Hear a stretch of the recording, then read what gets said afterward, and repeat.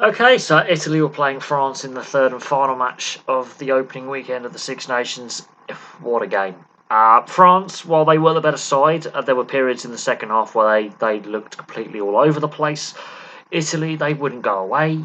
And it's finished 24 points to 29. It was 14 points to 19 at half time. So the second half is on as even. The first half, France just edged the scoring. Um, where to begin? The Italians play in a very brave style. They want to run it 90% of the time from the back. They want to run everything, which is refreshing. Although sometimes you might want to see the opposition you're playing against before you try and run it from deep every time. The French, there's a reason why they're the best side in the world. They weren't at their best today and they still win the game. It's quite frank. And for those who say Italy don't belong in the Six Nations and they should be replaced by Georgia, they obviously haven't seen this game or watched Italy recently in the last couple of years to see what they're trying to do, because this was a fun game. Thibaut Flamand scored the first half in just 5 minutes. That's from a charge down, and this is because Italy are trying to play out from their 22, and they are forced to kick when they don't want to. So that's really good blitz defence. That's a Sean Edwards defence there. And Flamand, he's a big bloke in the second row. You need to get height. Gary Owen box kick style kick to get over him. Tommy Owen tries to drive it low. It doesn't work.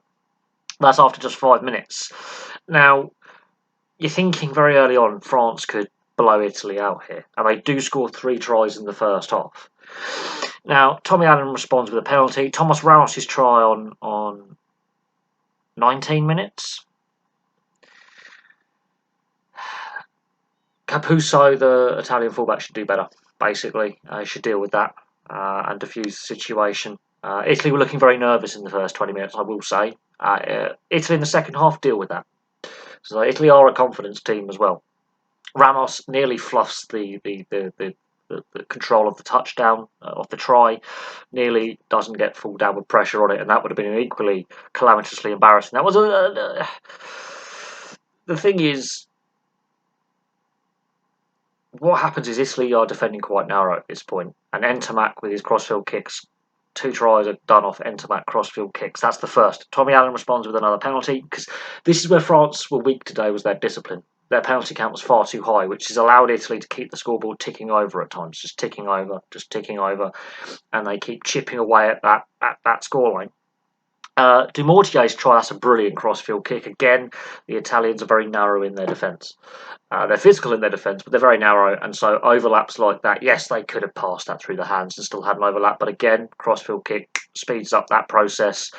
And because Capuzzo, the Italian fullback, is very narrow, he's not going to get across, and it's a very, very good try.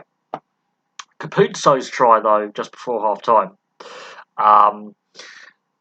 that's just Italy get their hands on the ball and they actually are dangerous. And this is them keeping the ball alive for phase after phase after phase. They get kicks to the corner, they're getting lineouts, they're getting scrums and such. And it's isolating a bigger man against a smaller man, but the smaller man, okay, the physical mismatch is there. He's got pace. And this is the danger of having forwards lining up against backs in a defensive line. That is a defensive mismatch. Yeah, Aldrit is a very, very good back row forward. He's not as quick as Capuzzo, and Capuzzo is almost a try a game type player. That's a very good try, and that swings the momentum, because when Tommy Allen slots the penalty on 40 minutes, France have had a team warning for penalties. They've had 9-10 penalties at this point. That's what they were averaging a game last year. They've done that in 40 minutes. Their penalty count, they were not comfortable in this game, France. Yes, they scored some great tries, but there were times where the French were not at their best and weren't comfortable. And you could see that with the penalty count, and the contact area was a proper battle. This wasn't a walkover win that many expected. Now, Thomas Ramos gets his second try on 47 minutes, and you're thinking, okay, France have calmed down. And, it's going to be, they're going to control the game now. They calm down. It's not to last, because Italy respond with a line out. They get a penalty, they get a line out. Obviously, the penalty count's still too high.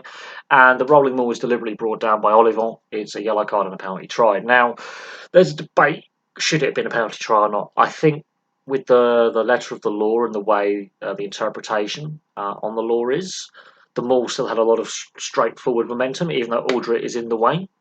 And so therefore, I think it's a correct decision. The commentary team on TV was saying it shouldn't have been a penalty try, just a yellow card.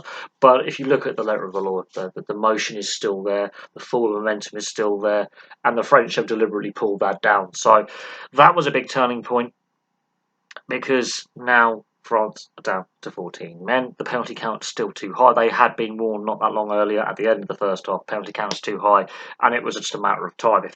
If that wasn't the yellow card, they would have had a player in the sin bin. Tommy Allen slots a penalty. Jalibert comes on later on in the second half and restores France's lead with his try, and again defensive mismatches and attacking the ball at pace. Ramos converts, and then basically it's Italy trying to batter down the French door.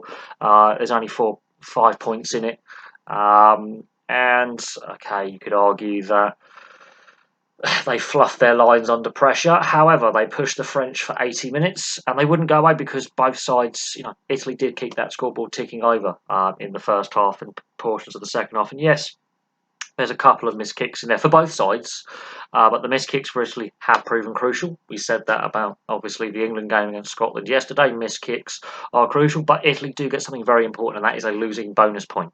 So even in defeat, much like England yesterday, they get a losing bonus point, which is crucial. Wales didn't get that, and looking at this first round of matches, the Welsh looked the worst out of the Six Nations so far. You could see with England, you could see with Italy on losing sides that the right pieces in attack are there, and the intent is there, and the right things are being done. Wales, yeah, no. The wrong things are happening. There's that lack of compete level. There's that lack of, compete at the breakdown, discipline. Everything's wrong. But this was a very, very good game. France had a proper test. I think they need this in reality because they've won whilst playing not at their best, which is crucial. They've been dominant for the last 18 months, really. They needed a match like this to bring them back to reality a little bit and say, look, we're not perfect.